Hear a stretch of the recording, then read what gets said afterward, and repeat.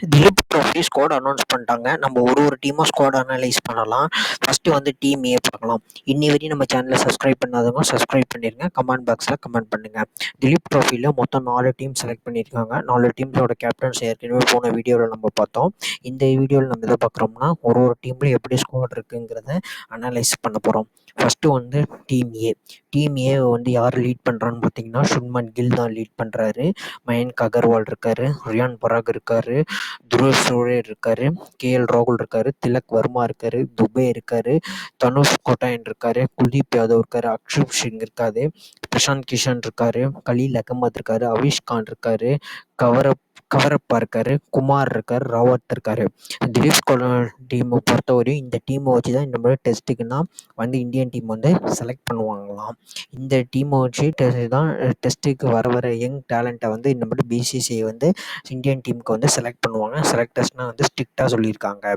Team ஏல பார்த்தீங்கன்னா இந்த டீம் ஏலேருந்து அடுத்த இந்தியா வந்து விளையாட போகிறது வந்து பங்களாதேஷ் சீரீஸ்.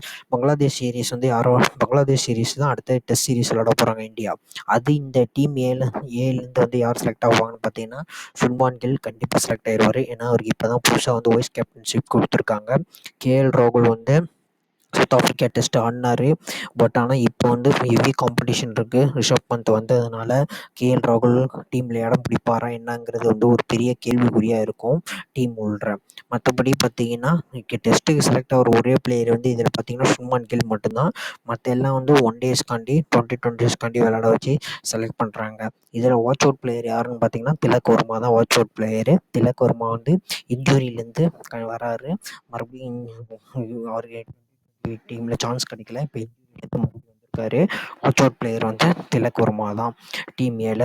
அப்புறம் ரியான் பராக் வந்து இப்போ சூப்பராக 2020 சீரீஸ் ஆடி இருந்தார். ஸ்ரீலங்காவுக்கு எதிராகவும் ஜிம்பாப்வேக்கு எதிராகவும் 1 டே சீரீஸும் சூப்பராக ஆடி இருந்தார் ஸ்ரீலங்காவுக்கு எதிராக. அவரும் கொஞ்சம் நல்லா பார்க்கணும். ஃபாஸ்ட் பவுலர்ஸ் பார்த்தீங்கன்னா பிரசாந்த் கிஷன் அவரும் வந்து இன்ஜுரியிலேருந்து வந்திருக்காரு. அவரும் கொஞ்சம் நல்லா விளையாடணும். கலீல் அகமதுக்கும் நிறையா சான்ஸ் கொடுத்துருக்காங்க. அவிஷ் கானுக்கு சான்ஸ் கொடுக்குறாங்க. இந்த குமாருங்கிற ஒரு புதுசாக இருக்காரு. ராவட்னா நல்ல யங் டேலண்டான பவுலர்ஸ் தான் எடுத்து வச்சுருக்காங்க. அதே வந்து குல்தீப் யாதவ் இருக்கார். குல்தீப் யாதவும் நல்லா விளையாடணும். குல்தீப் யாதவ் வந்து கண்டிப்பாக பங்களாதேஷ் சீரீஸில் இருப்பார். அவர் லெஃப்ட் ஆர்ம் சைனாமன் ஸ்பின்னரு. அப்புறம் தனுஷ் கோட்டையன் வந்து வாட்ச் அவுட் பிளேயர். ஏன்னா தனுஷ் கோட்டையன் வந்து நல்ல ஒரு மும்பையை சேர்ந்தவர், ஆல்ரவுண்டரு.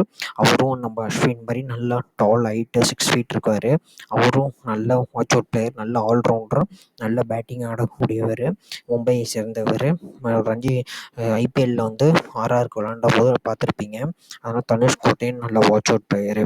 டீம் ஏ வந்து நல்லா தான் இருக்குது. சுப்மன் கில் வந்து நல்லா வந்து லீட் பண்ணுவார். ஏற்கனவே அவர் நிறைய எக்ஸ்பீரியன்ஸ் இருக்கிறதுனால டீம் ஏ வந்து இப்போ நல்லா இருக்குது. டீம் ஏ வந்து எப்படி விளாட்றாங்க, பெர்ஃபார்ம் பண்ணுறாங்கன்னு பார்க்கலாம்.